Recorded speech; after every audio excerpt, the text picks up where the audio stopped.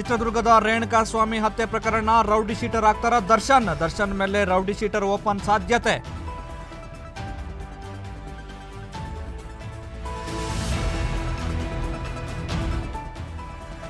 Police ಸ್ಟೇಷನ್ನಲ್ಲಿ ದರ್ಶನ್ಗೆ ಸಿಗ್ತಿದೆಯಾ ವಿಐಪಿ ಟ್ರೀಟ್ಮೆಂಟ್? ಸ್ಟೇಷನ್ ಸುತ್ತಮುತ್ತ ಶಾಮಿಯಾನ ಪರದೆ ಕಟ್ಟಿದ ಪೊಲೀಸರು.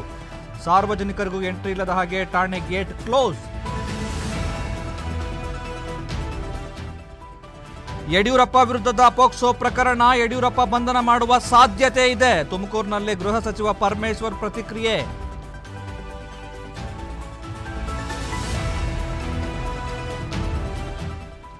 ಅನಧಿಕೃತ ಫ್ಲೆಕ್ಸ್ ಬ್ಯಾನರ್ ವಿರುದ್ಧ ಕಠಿಣ ಕ್ರಮ.